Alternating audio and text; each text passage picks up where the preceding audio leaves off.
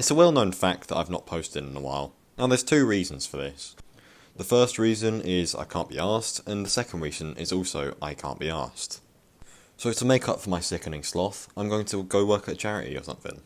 In the summer holidays, a lot of people like to hang out with their friends, top up on homework, or hang out with their family. Me on the other hand, I went to a very odd charity, and I volunteered there for a while. I know, I'm absolutely amazing, I'm a saint.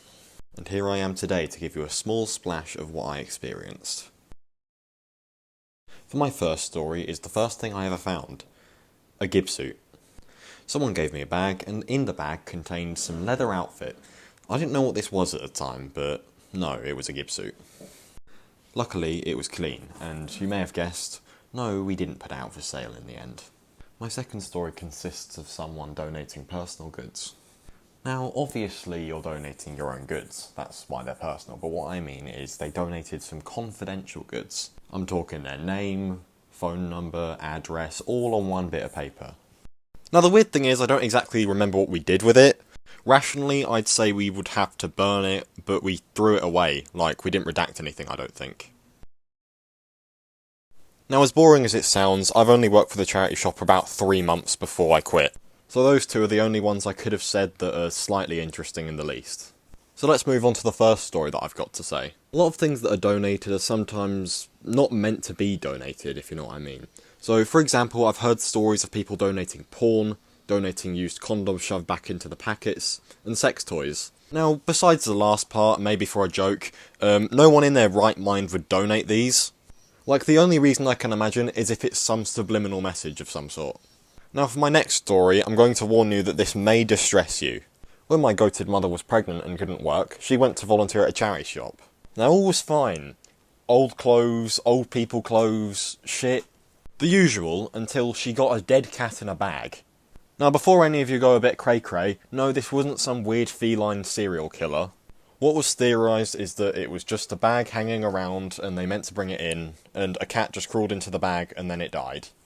Last, but not the least story that I don't own, is that my supervisor found a mock bomb. Now luckily, we only live about a minute from the police station. So after reporting the device, and after an hour of waiting, they discovered that it was used to train people who work at airports. Okay, so we got one more thing that I need to say. This story involves sensitive material involving trauma dumping to a minor, criminal threats, and references to abuse. If any of these subjects trigger you, there's no shame in clicking off the video.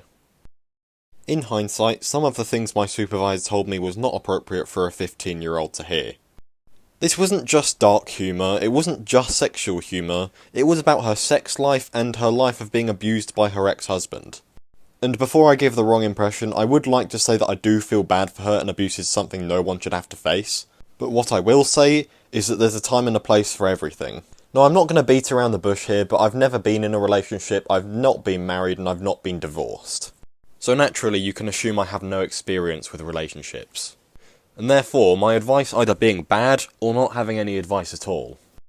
But for some reason, she tells me vulnerable things such as her early pregnancies, early relationships, her divorces, her kids' divorces.